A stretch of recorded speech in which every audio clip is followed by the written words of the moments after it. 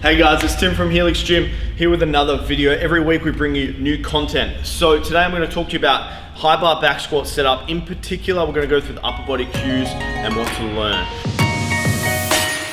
I'm Tim Frey and I'm on a mission to teach you the best tools, hacks, programs and information to take your training, mindset and nutrition to the next level. So I was doing coach upskilling with one of my coaches, Breno, and he always fails his squats in certain positions. So I want to make sure that doesn't happen anymore. And I was going to teach him the fundamentals and the cues and how to overcome his plateau and stagnation with his lifting and take him to the next level.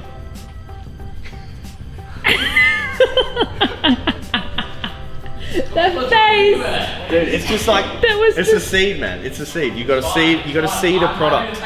Dude, it's made up. It wounded him, like, I'm making it up, I don't mean it. 'tis a flesh wound. I'll bring Paige and Patrice into it. So my first point is the core. So this morning in my class, I especially noticed these two girls, Paige and Patrice, and they were not bracing their core at all. So in terms of bracing, you want to think about your lower body and upper body. The connection between them is the core. So bracing the core and having integrity in the system is going to be key. What I mean by bracing the core is you've got two positions. You've got your good girl, bad girl. You're halfway between. This is going to be your neutral spine, and then you want to tense and get your bracing tight in that position.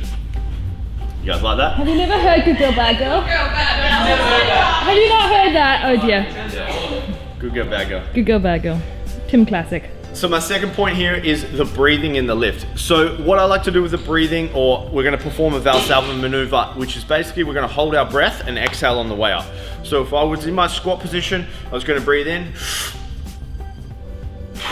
and exhale on the way up. So breathe in, hold, exhale on the way up. If you're doing tempo, like 4 down, 2 hold, you're gonna hold your breath for that entire time. On the exhale, we're gonna use the exhale. My third point here is the upper back tightness.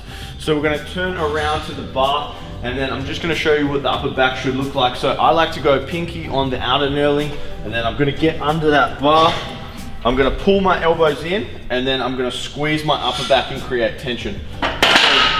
Any lift, power lift, snatch clean, squat, deadlift, or the ollie lifts like snatch and clean, they rely on having tightness in the body and creating tension. Without pulling your upper back in, you're missing a key component or a critical component of lifting. My next point is the hand width. In particular, the hand width will dictate the position of my elbows. So my position of elbows, you want to be out to those outer knurlings, and then my elbows are in a W. So as you can see here, there is a W shape with my head. When I turn around, you'll be able to see that W a little bit more. Some power lifters like their hands really narrow, some like a little bit wider. It's all dictated between how tight your shoulders are. So if your shoulders are super tight, you're not going to be able to get very far. If they're pretty flexible, you're going to get in pretty narrow. It's all personal preference. Some people prefer narrow, some prefer wide. So I'm just going to show you what a W would look like for me.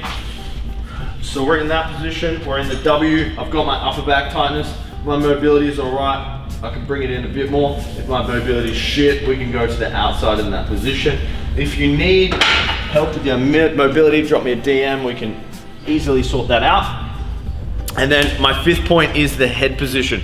So the head position and chin position wants to be where you are going to squat. If you're gonna look down, you're gonna fail your squat. If you're gonna look up, you're probably gonna crank your neck. So I like to have my head in a neutral position and then my eye level up. So I'm not tucked and I'm not up too far. My head is in a neutral spine position off my upper back and my eyes are looking up. Usually I want to fixate on something to look at, something a little bit higher, so it's probably not going to be a person, but maybe can be an object in the gym that you are training in. So that were my 5 tips in terms of the upper back or upper body cues for high bar back squatting. If you guys got something out of this video, please let me know. I don't do this for the dollars. I earned 1 cent so far in my career on YouTube, so I'm not doing this for the money. Drop in a comment below. Don't forget to subscribe and like this video. Share it with your friends if you got something out of it. So I'm super frustrated with the state of the industry, filled with quick fixes, fads, and shitty group training gyms that don't work. If you want a done-for-you solution with your training and nutrition, drop me a DM or go to my website at www.helixsp.com. Click on book a consult. Let's have a free 10-minute chat. Let me change your fucking world.